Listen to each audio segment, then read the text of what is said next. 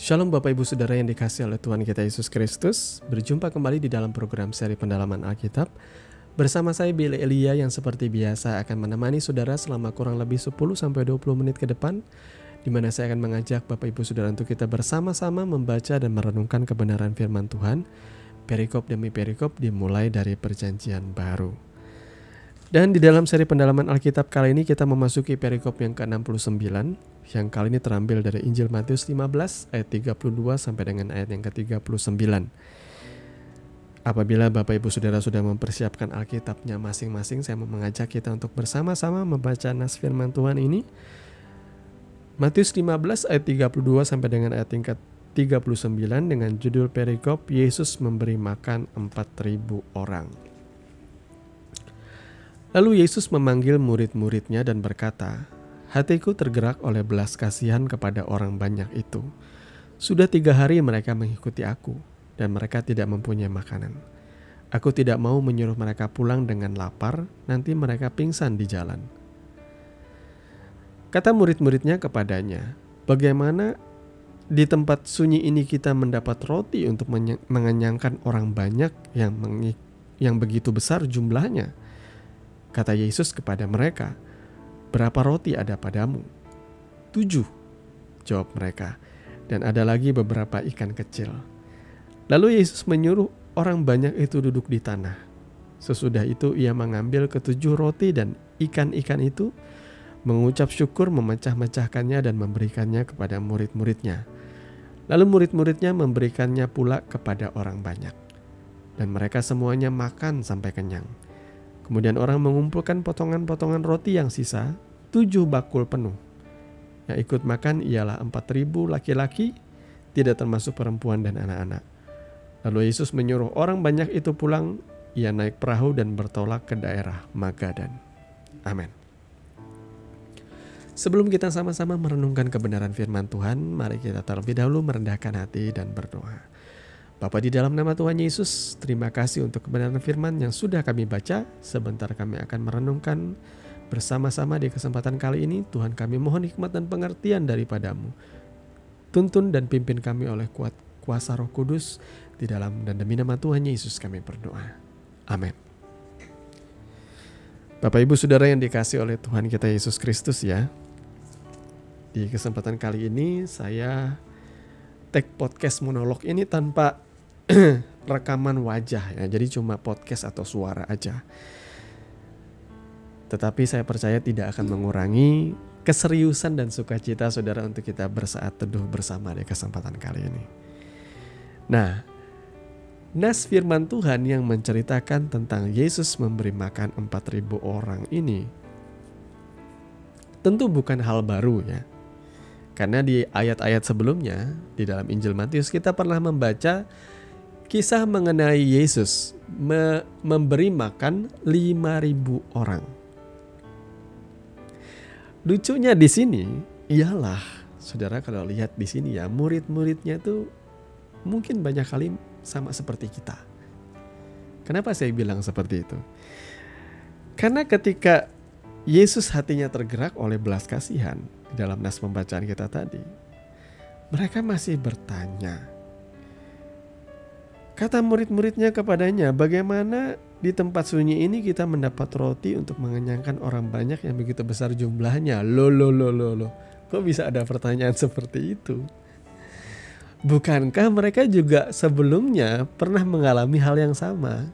Apakah mereka tidak mulai berpikir, oh ini deja vu? Yesus mau memberi makan 4.000 orang ini. Bagaimana mungkin kita bisa mendapatkan roti ya di tengah-tengah tempat yang seperti ini, yang terpencil seperti ini? Karena orang-orang itu mengikuti Yesus dalam 3 hari perjalanan. Saudara ya, saya percaya mereka adalah orang-orang yang ia sembuhkan. Dan orang-orang itu haus untuk mendengarkan apa yang Yesus ajarkan. Mereka tidak hanya, saya percaya, rindu disembuhkan, tapi mereka juga rindu untuk menjadi pengikut Kristus. Murid Yesus itu menggambarkan kita juga ya. Saudara, saya percaya kita tuh tidak 1-2 kali ditolong Tuhan. Betul, kita pernah gak mengalami pertolongan pemeliharaan Tuhan? Pernah kan? Tetapi coba, sekalipun kita mungkin banyak kali ditolong Tuhan, kita tetap ada rasa takut, ada rasa khawatir. Kalau Tuhan tidak memelihara hidup kita. Ya. Saya pernah mengalami mujizat seperti ini. Tapi kemudian ketika kita dihadapkan dengan ujian yang lain, kita pastinya juga akan muncul yang namanya ketakutan atau kekhawatiran. Maka hal itu adalah lumrah, saudara ya. Lihatlah di sini belas kasihan Yesus tetap menang di atas segala-galanya. Ia tetap mengajak orang untuk menyerahkan apa yang ada pada mereka. Apa yang ada pada kalian? Mereka katakan di sini cuma ada 7 roti ya. 7 jawab mereka. Dan ada beberapa ekor ikan. Dan itu diserahkan kepada Yesus. Dan sekali lagi sama seperti Yesus memberi makan 5.000 orang tadi. Ia mengucap syukur, memecah-mecahkannya dan memberikannya kepada murid-muridnya. Dan akhirnya dari 7 roti tadi dan beberapa ekor ikan tadi bisa mencukupkan memberi makan 4.000 orang. Dan sekali lagi disebutkan di sini 4.000 orang laki-laki, tidak termasuk perempuan dan anak-anak. Jadi bisa dibilang lebih daripada itu. Kalau kita hitung dikali 3, mungkin di situ bisa ada 21.000 orang ya. Seandainya 4.000 dikali 3, 12.000 orang. Kalau seandainya kita pakai hitung-hitungan ada istilahnya ada istri dan anak-anak ya. Ditambah istri 4.000 dikali di 4.000 ya ditambah 2 ya dikali 3 berarti 12 ribuan orang loh. Ya, kalaupun tidak sampai 12.000 orang atau hitungan perkiraan asumsi kita nih ya. Kita bisa membayangkan kok. Kalau ada 4.000 laki-laki di situ yang ikut. Berarti perempuannya juga ada. Dan kalau kita hitung dengan populasi perempuan di zaman sekarang yang begitu banyak, tentu hitungannya lebih dari 4.000, bisa lebih dari 10.000 orang yang hadir pada waktu itu. Tapi kita tidak tahu dan kita tidak berani berasumsi, ya kita anggaplah 4.000 orang laki-laki di sini. Dan 7 roti dan beberapa ekor ikan itu ternyata cukup untuk memberi makan mereka semua karena diserahkan ke dalam tangan Tuhan. Saudara tidak usah khawatir tentang apapun juga, Bapak Ibu Saudara. Sebagaimana dengan kebenaran yang pernah saya sampaikan dulu pada pembahasan mengenai Yesus memberi makan 5.000 orang. Di sini kita diingatkan bahwa Yesus itu peduli dengan kesejahteraan kita. Dia peduli dengan pemeliharaan hidup kita. Tuhan Yesus tidak akan membiarkan saudara kelaparan dan meminta-minta ketika saudara berharap bersandar kepadanya. Namun adakah saudara menyerahkan segala kekhawatiran saudara, segala daya upaya saudara kepada Tuhan? Sudah gak saudara menyerahkan? Apa yang ada pada saudara hari ini? Apa kemampuanmu hari ini? Saudara yang pengangguran, yang memohon pekerjaan, diberkati oleh Tuhan. Apa yang ada padamu? Aku gak bisa apa-apa. Aku bukan sarjana. Lo gak apa-apa, kamu bukan sarjana. Kamu bisanya apa? Serahkan kepada Tuhan. Minta Tuhan pimpin engkau. Apa yang bisa kamu lakukan? Ya, saya kadang-kadang kalau ngelihat ada anak-anak kecil yang jualan sayur ya, kalau di tempat kami, di daerah kami sebutannya sayur kelakai.